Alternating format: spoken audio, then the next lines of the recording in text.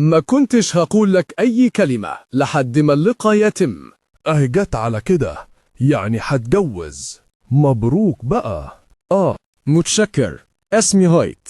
دي بلغاريا سنة 94. قاتل متخفي بقناع بيظبط تايمر في حمام، وبعدها بيدخل مبنى وبيشق طريقه بالعافية ووسط حراس كتير. راجل واحد بس بيوصل لأوضة، وفي حالة رعب بيطلب مسدس واحد تاني. كلامه بيتقطع فجأة لما القاتل بيقتحم الأوضة من الشباك. الهدوء بيعم الأوضة وما بيفضلش غير راجل واحد بيحاول يرشيهم بشنطة مليانة فلوس، بس المهاجم بيفضل ساكت لحد ما بيقرر إنه سمع كفاية. بيضربوه بالنار ويموتوه في ساعتها، وبيسيبوا الفلوس وراهم. برا بتقلع القناع وبتكشف إنها ست بتتكلم مع راجل اسمه داميان، ومكالمتهم متوترة. التايمر اللي ظبطته بيبدأ يصفر، فبتقفل المكالمة وبتطلع اختبار حمل من شنطتها، وبتلاقي خطين. بعد 31 سنة بنلاقيها ست كبيرة وعصبية على شط في اليونان، بترمي كرة في البحر بعد ما شوية عيال خبطوها بيها في راسها من ورا، يمكن بالغلط.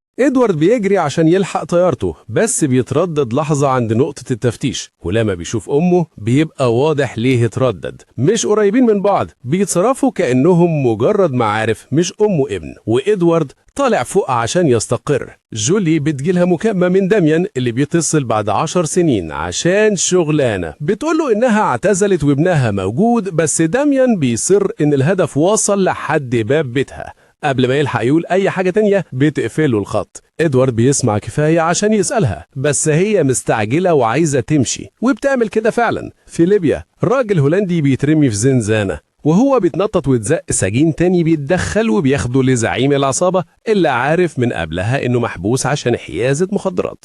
ما بيبانش عليه أي اهتمام بقصة جاسبر البريئة. أنا هراعيه في المقابل، أنت هترعاني. وبعدين بيفتح لابتوب وبيقول للسجين الجديد إن اختراقه هو فرصته الوحيدة للبقاء على قيد الحياة. بعد الغداء إدوارد بيجيب سيرة جواب سابهوله أنفيل أسد لعيد ميلاده ال30. الجواب ده بيسميه وصية على مبلغ كبير من الفلوس، واللي هو بيعتقد إنه ممكن يكون مفتاح إنه يلاقي أبوه. جولي بتدعي إن أبوه ما طلعش بني آدم عدل، وبينكر أي علاقة بأصول أنفيلد، بس إدوارد قلبه مش متوعه يصدقها. دي مش أول مرة تكذب عليه في موضوع أبوه. لما تليفونها صحي جوه رجع له ورا وعينيه بتلمع بالدموع، وقال لها روحي ردي براحتك. ده داميون اللي بيرن عليها من جديد، قال لها إنها أقرب إيد ليهم توصل لهدفهم، وعرض يضاعف أجرها 3 مرات. فكرها إن الفلوس دي هتحل كتير لابنها، وإنها اشتاقت للمغامرة. جولي قالت لإدوارد إنها لازم تمشي، وبعدين راحت تدتها عشان تجهز. جولي ثبتت عينها على هدفها، بس قلبها مش مطمن. اتصلت بداميان عشان تتأكد، بس صدمتها إن اللي بيرد مش صوته، بقى غريب بيغير صوته. اتخضت ورجعت بيتها وكلمت واحد من معارفهم المشتركين، بس محدش جاب سيرة داميان من زمان. الهدف كيلا راكبة يخت فخم مع أخوها عزرا، بتتكلم عن شغلها في منظمة خيرية، في الوقت اللي عزرا بيتباهى إنه بيجيب فلوس الدنيا من شغله مع أبوهم آرون كروس. لما كيلا رمت اسم الشنطنيس من غير قصد، إزرا اتجمد مكانه وقال لها إن ده كلام ما ينفعش يعرفوا عنه أي حاجة. في مكان تاني إدوارد وافق يروح فرح في البلد مع والدته. في ليبيا جاسبر فضفض للهولندي إنهم يخططوا يخلصوا على واحد منافس، وبعدين نقل المعلومة دي لحارس ضمن له الأمان. في الفرح إدوارد قال لجولي إنه اتخطب. لحظتهم اتكسرت بضرب نار قناصة خلى الدنيا تتقلب رعب. جولي بسرعة حسبت إن القناص بيعيد تعمير سلاحه كل 5 طلقات، وده بيديهم 8 ثواني يتحركوا فيهم كل مرة، وهي كمان عارفة إنها هي الهدف الحقيقي. بعدما لقطت مفاتيح عربية واحد ميت انطلقت بالسرعة ناحية مكان القناص ودبشت العربية وعملت نفسها مغمى عليها. لما القاتل اللي لابس قناع قرب عشان ينهي المهمة عملت له كمين وقتلته بالصخرة. في السجن تاني جاسبر عرف متأخر قوي إن اللي بيوشوش ما بيكملش. جرى على زنزانته عشان يجيب تليفون مستخبي، وحذر اللي بيكلمه يكلم آرون كروس. لو كروس ما طلعوش قريب جاسبر هدد إنه هيكشف كل المستخبي، بس زعيم العصابة كان واقف على دماغه خلاص لأن الوقت كان سهقهم. إدوارد قابل أمه عند التلال الصخرية، عايز إجابات هي مش راضية تديها. نورمان وصل الفرح بيسأل على جولي. لما دكتور البلد شك في مين دول، الرجالة يخلصوا عليه وعلى كل اللي كان موجود. راجل كبير في السن قال بيوصل خبر للقائد ألفونسو إن جولي ملهاش مكان غير كوخ صغير فوق راس الجبلية العالية. لوكا الجزار ينجو من لهيب المذبحة اللي طالت الكل. كايلا لسه بتلاحي وتزن عشان تفهم قصد شانتان بالظبط، ولما بتختفي نازلة على درجات اليخت عزرا بيكلم حد وهو مولع نار إن البني آدم اللي بتحشر نفسها في كل حاجة دي لسه ما تخلصوش منها. بعد زن كتير وإلحاح متواصل جولي بتعترف لإدوارد بمرارة: أنا كنت بعمل حاجات وحشة زمان، عشان الفلوس وبس. القاتل اللي وقع على إيديها طلع زمالها. بيهربوا على موتوسيكل جولي في اللحظة اللي الأشرار بيوصلوا فيها، وجولي بترمي نفسها في البحر بتعوم بعيد كأنها بتدور على إجابات في أعماقها، وبتسيب إدوارد تايه ومحتار للحظة قبل ما يجري وراها. ولوكا كمان بيلحقهم. الكل بيوصل ليخت كايلا الفخم اللي ملوش مثيل، وهناك إدوارد بيقدمها على إنها خطيبته. ست غامضة بتنضم لفصل الرسم وكأنها بتنسق خيوط رواية مصورة، وبتقول للمنسقة إن مشروعها كله هيدور حوالين راجل اسمه إدوارد. في نفس الوقت جولي بتحذر كايلا إن في حد طالب راسهم والتهديد ده مش هزار، ولما بتدرك إن الخطر ده حقيقي وملوش هزار بتأمر قبطان اليخت فورا إنه يوجه الدفة لأثينا. ولما كايلا بتبعد بخطواتها جولي بتهمس لإدوارد بسر إن كايلا نفسها هي الهدف، هي اللي مطلوب تصفيتها في مهمة اتعرضت عليها. في ليبيا جاسبر بيوصلوا الخبر إن مهمته هي تصفية تشيتشي زعيم العصابة المنافس اللي عامل لهم قلق.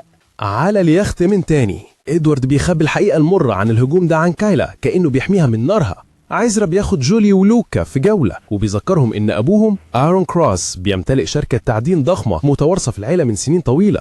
كايلا قضت 5 سنين من عمرها بتشتغل في القسم الخيري بتاع الشركة دي، لكن جولي بتنشغل بحاجة تانية وبتوه قبل ما تقدر تكشف أي سر أو معلومة مهمة. وهي بتتبع جيت سكي بيقرب من اليخت جولي بتسلح نفسها وبتفتش سطح اليخت بحذر، ولما بتلف ركن بتنادي بصوتها على شان. بيواجه بعض تحت تهديد السلاح لحد ما هو بينزل سلاحه الأول من باب أصول المهنة، لكنه بيوضح لها إن راسها عليها تمن غالي ومكافأة ضخمة. بيصمم ويحلف إن داميان مات، لكن جولي بترفض تصدقه وكأن قلبها رافض يستوعب الحقيقة. ولما إدوارد وكايلا بيدخلوا بتكذب ببراعة وبسلاسة عن سبب وجود شان في المكان ده. في السجن جاسبر بيستعد عشان ينهي حياة تشيتشي، لكن فجأة بيتجرب عنف لزنزانته. زعيم العصابة بيقول له إن آرون كروس استلم رسالته وإنهم هيكونوا معاه إيد بإيد في عملية الهروب الكبير من السجن. ولما زعيم العصابة بيبدأ يفهم مين هو كروس ده بيدرك قد إيه الراجل ده قوي وليه نفوس، وبيبدأ يضغط على جاسبر عشان يعرف سر علاقته بيه. جاسبر اللي كان زمان بيشتغل متخصص IT في شركة التعدين بتاعة كروس بيفضل متردد وساكت وكأن في سر كبير بيخفيه، لحد ما كبير العصابة يشرع في تعذيبه. يمكن يفك بقه ويقول حاجة.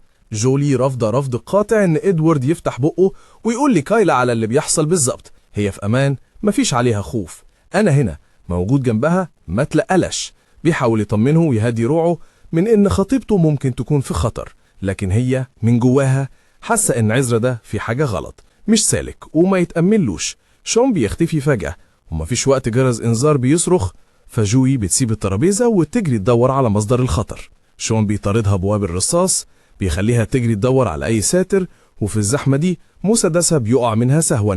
بتستخبى في المطبخ وبذكاء بترمي شوكة جبنة عشان تشتت انتباهه، وبتعرف في اللحظة دي تديله لكمة قوية. تمن راسها تضاعف 3 مرات وبقى مغري جدا، ودلوقتي هو مستعد يعمل أي حاجة عشان ياخد المكافأة دي. إدوارد بيشغل اللي حواليه بقصة ملفقة من وحي خياله إن شون وجولي بينهم قصة حب، في الوقت اللي الأكلين دول بيصارعوا بعض عشان يعيشوا، وهو بيحاول يخنقها بكل قوته. شون بيضحك ضحكة سخرية مريرة.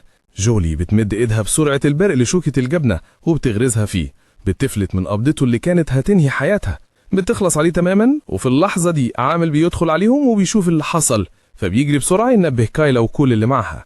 حارس بيخلص على زعيم العصابة ودراعه اليمين، لكن مش قبل ما جاسبر يكشف السر الفاضح اللي لقاه في إيميل كروس، وإن السر ده يخص شانتان.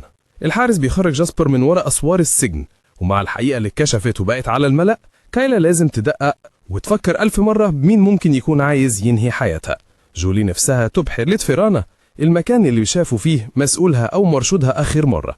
بعد كده بتلقط جولي عزرا وهو بيتكلم في مكالمة تليفونية مشبوهة، كلامه كله عن إنه عايز حد يختفي من الوجود. أول ما بيخلص مكالمته بيكتشف إنه محبوس جوه الساونا، الباب اتقفل عليه. جولي بتعلي درجة الحرارة لأقصى حد وبتطلبه بإجابات، عايزة تعرف كل حاجة. إدوارد وخيلة بيتدخلوا في اللحظة دي، وعزرا بيعترف إنه كان بيكلم محامي عيلة، والسبب إنه عايز كايلا تخرج من الشركة بأي طريقة. جاسبر بعد كده بيواجه الحارس وبيفهمه إنهم هما الاتنين بقوا أطراف سايبة ومصيرهم الموت أول ما أرون يعرف كل اللي هما خافينه. هو عارف إن الحارس واخد فلوس زيادة عشان يفضل مراقب جاسبر، لكن جاسبر بيقنعه لياخد الفلوس اللي معاه ويختفي عن الأنظار. كل واحد فيهم بياخد طريقه ويفترقه. وهما في السرير كايلا بتحكي لإدوارد عن الإيميل اللي وصلها من جاسبر اللي بيهدد فيه إنه هيكشف كل الصفقات المشبوهة واللعبة من تحت لتحت. أرون بيوصلوا حبر سائق إن جاسبر قدر يهرب ويفلت منهم. كايلا بتقول لعزرا إنها هتسيب منصبها وتستقيل بعد ما تأكدت واطمنت إنه مش بيحاول ينهي حياتها. إدوارد بيساعد جولي تتخلص من جثة شان وتخفي أي أثر ليها. بعدها بتنصح ابنها إنه يكون صريح وواضح مع كايلا لأنها حاسة من جواها إنه مخبي حاجة مهمة عن خطيبته، نصيحة ما بياخدهاش على محمل الجد وما بيقبلهاش بسهولة. في فصل الفنون الست الغميضة بتنهي رسمة لأدوارد وهو باين عليه الهم والقلق، وبتلمح تلميحات خفية إن في بلاوي على وشك تحصل. الأفق في فيلا آرون الفخمة اللي في فرنسا، محامي مايكل بيقنعه ما يلغيش المناسبة السنوية اللي بيعملوها لأهل البلد، دي لفتة بتسكتهم عن بلاوي في الشغل. لما مايكل شاف آرون على أعصابه زن عليه عشان يعرف إيه حكاية شانتينز، بس آرون قطعه. الحاجة الوحيدة اللي محتاج تعرفها إن ده عمره ما هيكون ولا ممكن يكون علني للناس. في الوقت ده جولي ولوبرا وإدوارد وكيلا وصلوا ألبانيا وبيستخدموا تليفون شانتين عشان يتبعوا مكان داميان. في فرنسا تاني إزرا بيحضر أبوه إن جولي قاتلة مأجورة وإن حياة كيلا في خطر، بس آرون بيطنش كلامه وبيقول إن فريق أمنه شغال على الموضوع ده بالفعل.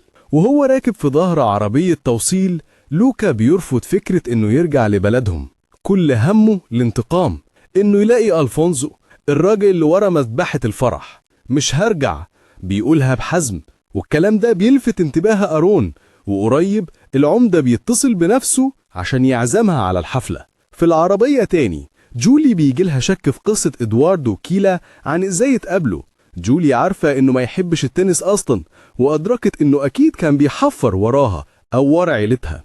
هو بيصر إنه وقف لما حبها، وجولي بتأكد له إن سره في أمان. وصلوا لآخر عنوان معروف لداميان، بس المكان أقنعهم إنه مشي من زمان. الشقة كانت متبهدلة ومتقلبة، وجولي شكت إن اللي هدموه خدوا لابتوب قديم فيه كل أرقام تليفوناته. ست في آخر الطرقة بتناول إدوارد وكيلا جورنال فيه مقال عن إنجليزي ميت لقوه في نهر لانا.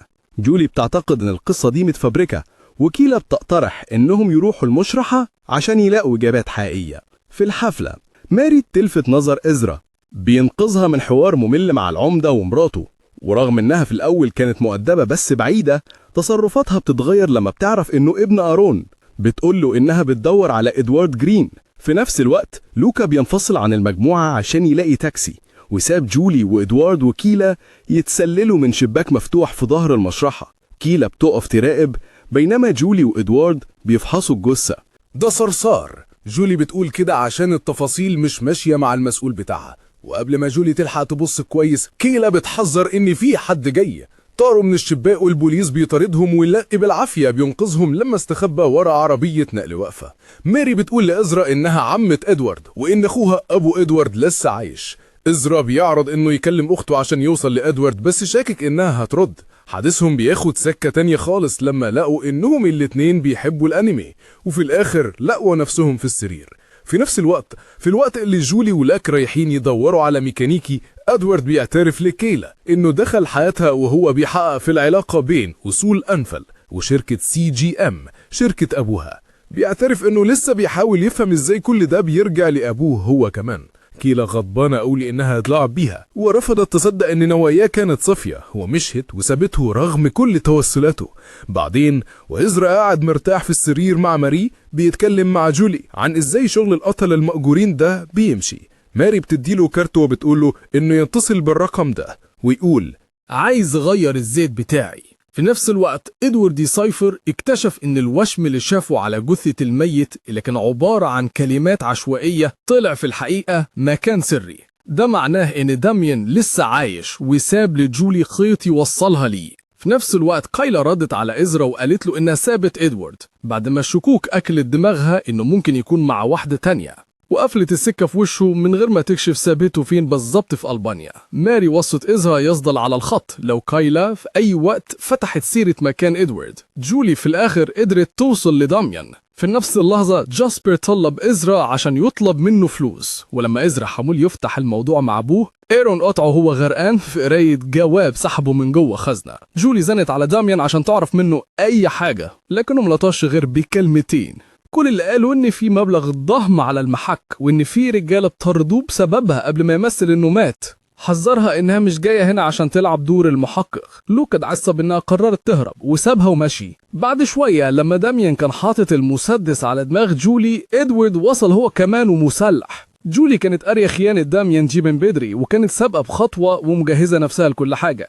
إدوارد ضيع الضربة اللي كانت ممكن تخلص عليه، بس كانت كفاية إنها تشغل داميان وتدي جولي فرصة تخطف منه المسدس وتضرب رصاصة في بطنه، مع إن نيتها كانت تخلص عليه خالص، إلا إنها في الآخر سابته ينزف مكانه وطارت هي وإدوارد. الاتنين هربوا على أثينا للمخبأ السري بتاعها. في الأثناء دي كايلا وصلت فرنسا وهي منهكة تماما، لكن إزرا قدر يلفت نظرها لما بدأ يتكلم عن جاسبر وشانتان. حكى لها على خزنة أبوهم وعن نظريته إن الكلمة الغامضة اللي مربوطة بيها دي ممكن تكون هي السبب الحقيقي ورا الخطر اللي محوطهم كلهم. على جنب حارف رد على مكالمة من ماري اللي كانت لسه بعتلهم مبلغ من الفلوس، أكد لها إنه استلم الفلوس وطمنها إن المهمة هتتنفذ زي ما اتفقنا. في المخبأ السري جولي عزمت راجل اسمه سايرس جاب لها مسدس وهي كانت ناوية تديه لإدوارد ومصممة تعلمه ازاي يحمي نفسه صح، لكن إدوارد رفض وقال إنه زاهي من حياة الهروب، قرر يرجع لحياته اللي فاتت ويبعد عن كل ده خالص.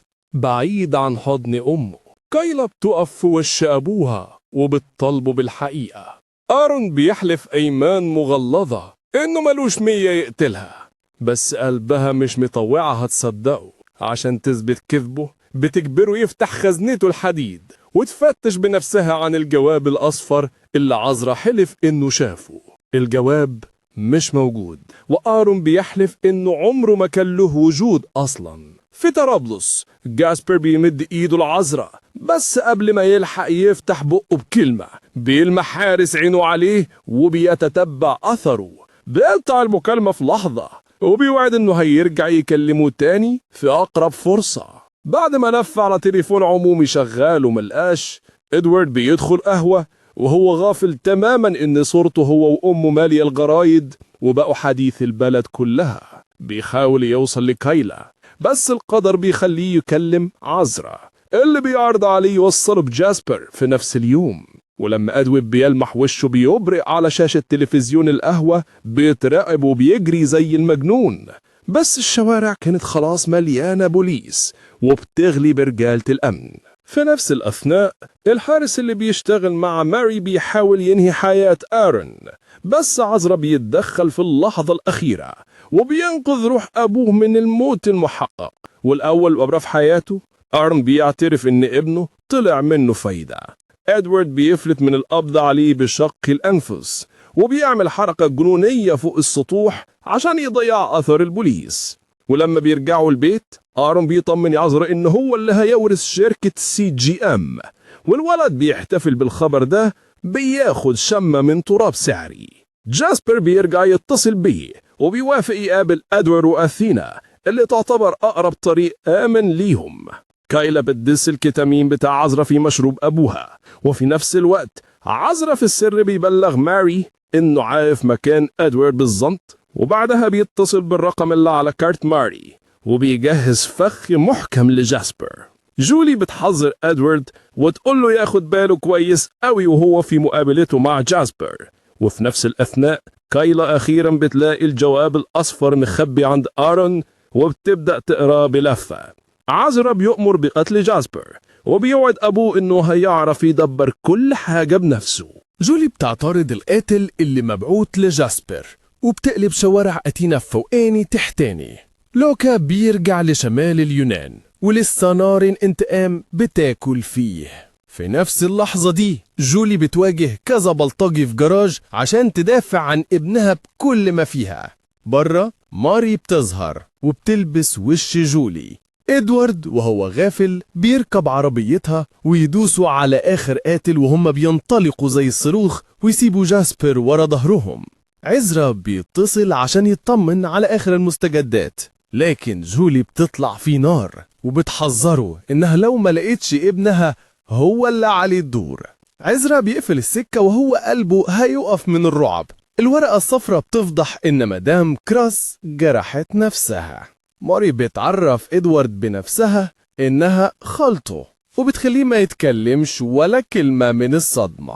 أنا آسف بس هو أنا مين بالظبط؟ هو أنا المفروض أصدقك كده من غير أي حاجة؟ كلام يضحك من واحد لسه نط في عربية واحد ما يعرفوش. ماري بتقنعه إن الكلام هيكون أريح وأوضح في بيت آمن. في اليونان لوكا بيعذب داميان عشان ينطق بأي كلمة. في فرنسا كايلا بتقرر ترجع الجواب لآرون. هو بيستغل الفرصة عشان يفتح سيرة شانتان وبيفضح إن ده كان اسم كلب والدتهم الفرنساوي. هو بيعترف بغلطته وبيحذرها إن لو محتوى الجواب ده اتكشف ممكن يدمر CGM وسمعة والدتهم في الأرض. هو بيترجاها إنها تفكر 1000 مرة قبل ما تعمل أي خطوة. عند نقطة تفتيش على الحدود إدوارد بيستخبى في ظهر عربية ماري النقل، لكن لما ظابط بيسر يفتشها هي بتضرب عليه رصاصة. لوكا بيمشي ومعاه شنطة وسايب داميان بين الحياة والموت من كتر الإصابات. في فرنسا كايلا بتخلي عزرا يقلى الجواب كلمة كلمة وتقول له لما تبقى جاهز تتكلم تعال دور عليا. وهم في الطريق إدوارد بيسأل عن أبوه. ماري بتقول له إن اسمه روي وإنه كبر في جنوب كاليفورنيا. إدوارد عايز يعرف تفاصيل أكتر وليه جولي عمرها ما جابت له سيرة، لكن ماري بتصر إن ده سر أمه بس اللي تقدر تفك طلاسمه. في مكان تاني جولي بتجبر جاسبر يرجع معاها البيت. هي بتكتشف إنه ما كانش معاه أي حاجة تسوى، كل اللي كان يعرفه هو الإيميل، وضحك على آرون عشان يطلع من الحبس. لكن لما لوكا بيتصل ويقول إنه قدر يرجع اللابتوب داميان، حياة جاسبر بتتنقذ في آخر لحظة. جولي بتسهم إنها ممكن تكون لسه محتاجاه بعد كل اللي حصل. في محطة بنزين ماري بتركن وبتسيب أدوارد لوحده بذكاء، وقت كافي بالظبط عشان يكتشف رسوماتها اللي تقلق أي حب. لما بيزن عشان يعرف الحقيقة هو بيغلط في اسم أبوه المفترض عن قصد، وماري ما بتاخدش بالها، وده بيأكد له إنها كانت بتكذب عليه في الحتة دي كمان. عزرا بيرجع لآرون بالجواب وقلبه عايز يرضي أبوه ويقول له إنه ماسك كل الخيوط، لكن آرون بيولع غضب وبيطلع كل اللي جواه فيه.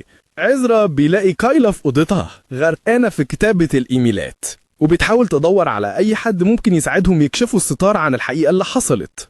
بيتقطع كلامهم فجأة بصوت المساعد وهو بيصرح من بره مكتب آرون. هو واقع ومغمى عليه وجنبه أزايز حبوب فاضية مرمية. عزرا بيتصل بالإسعاف.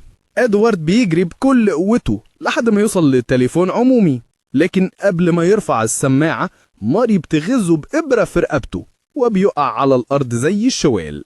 في المستشفى عزرا بيقول لكايلا إنه دبر ضربة لجاسبر باستخدام خالة إدوارد، وغضبان نار إنه اتصرف من غير ما يعرف إذا كان إدوارد في أمان ولا لأ. كايلا سابتهم ومشت بغضب وسايبة عزرا لوحده مع أبوهم. كايلا بتتصل بجولي وبتقول لها اللي عرفته، بس إدوارد ملوش خاله عشان كده اللي خطفه لسه لغز. جوه البيت تاني جاسبر بيهدد أم لوكاس. جولي ولوكا بيرجعوا بسرعة عشان يشوفوا الراجل اللي معاه سكينة ومحتاج فلوس بشكل يائس. لوكا بيحرر جاسبر وبيقوله على مخبأ هيكون فيه أمان. ماشية ورا تلميحات كايلا، جولي بتلاقي على اللابتوب داميان البودل الفرنساوي ده. الضربة بتاعتها 1994 في أسبانيا، ليها علاقة بالتشانتنز. أهل كايلا استأجروها عشان تقتل تاجر أسلحة كانوا مدينين له بفلوس ومش عارفين إن عيلته كانت موجودة هناك كمان. بعدها بشوية ماري بتبعت صورة لإدوارد وبتقول إنها تاخده البيت. جولي بتقول للوكا إن ده معناه أسبانيا وشك إن ماري هي أمه الحقيقية. جولي ولوكا بيسافروا على أسبانيا في حين إن كايلا بتخطط إنها تلحقهم بعدين بطيارة خاصة. في نفس الوقت أول خطوة لعزرا كرئيس مؤقت للشركة هي إنه يلغي المؤتمر الصحفي اللي كايلا كانت مرتباه عشان تكشف الحقيقة. في أسبانيا إدوارد بيصحى يلاقي ماري مستنياه. أنا الأوان للحقيقة، والنهاردة بالليل أنا هرجع كل حاجة لمكانها الصح. وبتقوله كمان إن أهل كايلا هم اللي دبروا قتل لأبوه من 29 سنة. عزرا بيوافق يستخدم إمكانيات الشركة عشان يساعد كايلا تلاقي إدوارد، بس بشرط إنها تدفن ماضي الشركة الأسود للأبد. جوليان ولوكا بيجهزوا لمهمتهم وهم عارفين إنهم هيضطروا يتفرقوا، وقبل ما يتفرقوا بيبادلوا بعض بوسة مليانة شغف. في الوقت اللي ماري بتلقن إدوارد نسختها من الحقيقة، جوليان بتكتشف أوضة تخزين مليانة رسومات وقصاصات ورق. ده دليل على هوس ماري اللي استمر سنين. بكل حاجة وصلت للحظة دي. رسمة واحدة بتلمح عند ماري ممكن تكون هي اللي دبرت قتلة كايلا بنفسها. إدوارد بياخد باله من شبهه لجان لوك، وبيلاقي صورة لجان لوك مع ماري، وده بيأكد له إنها فعلا أمه. من مكانه على العالي على التل، لوكا بيوفر لجوليا رؤية كاملة للمكان، وبيساعدها تفضل سابقة بخطوة وتوقع حارس. جوليا بتقتل حارس تاني وبتضرب كاميرات المراقبة واحدة ورا التانية بعد ما بتشوف نفسها على الشاشة، وده بيخلي ألفونسو في حالة تأهب قصوى. في نفس الوقت ماري بتكشف إن اسم إدوارد الحقيقي هو فلورا، وبتديله عقد من معموديته. ألفونسو بيعاني عشان يسيطر على الوضع وعايز يروح يتأكد بنفسه، وماري مديالها ظهرها. إدوارد بيضربها وبيجري. ألفونسو بيضرب عليه نار قبل ما ماري تصرخ إنها عايزاه هو وجوليا عايشين. لوكا مش عارف يوصل لجوليا عشان يعرف إذا كانت بخير، بس هي عايشة وفي كامل تركيزها. بتلاقي إدوارد وتحاول تخليه يتحرك، هو بيرفض يمشي وبيختار أسوأ لحظة عشان يطالب بإجابات. فجوليا بتقول له الحقيقة. بعد ما قتلت أبوه ضربت ماري بالنار بالفطرة، وبعدين لقته هو إدوارد وخدته معاها. بتعترف إنها كانت فائدة حمل، ورغم إنها حست براحة وقتها ده أقنعها إنها مش مكتوب لها تكون أم، بس ما قدرتش تتجاهل الإحساس اللي بيشدها عشان تحميه حتى لو ده معناه إنها تعيش بالذنب اللي عملته. صوت ماري بيخترق السماعات وبيكشف المفاجأة الأخيرة، هي كمان مش أم إدوارد الحقيقية. هي وأبوه كانوا دفعوا الأم بديلة عشان تحمل طفل هي عمرها ما كانت عايزاه، بس هو كان عايزه. إدوارد وهو ضعيف أصلا بيصر إنه بخير وبيلوم الحقنة اللي ماري ادتها له.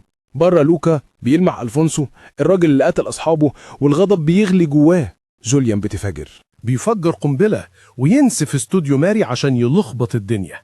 الخطة بتجيب نتيجة كفاية عشان يزنق ماري ويجبر رجالتها ينزلوا سلاحهم، بس الدنيا بتتقلب بوشها الوحش لما إدوارد بيقع. ماري بكل برود بتكشف إنه تسمم. كايلا بتوصل ومعاها الدعم في آخر لحظة عشان تقف لوكا إنه يدخل لوحده. ماري بترفض تقول ليه عملت كده، بس بتلمح تلميح إن الترياق جوه. لوكا أخيرا بيزنق ألفونسو تحت تهديد السلاح ويخليه يشوف وش أعماله. في نفس الوقت ماري بتعرض إنسارها الملتوي عشان إدوارد يعيش لازم يقتل جولي. لوكا قلبه مش مطوعه يقتل ألفونسو زي ما إدوارد بيرفض يضرب جولي بالنار. حتى لما جولي بتترجع يعملها هو بيوجه المسدس لماري بدلها ويضربها في راسها. في حتة تانية محامي العيلة بيبدأ يشك إن عزرا خضر أبوه. بعد ما مستر كروس مات عزرا بيمسك الشركة رسمي. بعد 3 شهور كايلا وإدوارد بيرجعوا لبعض تاني وبيطلعوا على اليخت بتاعها عشان يبحروا ويدوروا على أمه الحقيقية. إدوارد بينضم ليهم في الرحلة ودلوقتي هو في سلام معاها. ودي كانت النهاية. كده خلصنا الجزء ده، واستنوا اللي جاي، وما تنسوش تعملوا لايك واشتراك للقناة بتاعتنا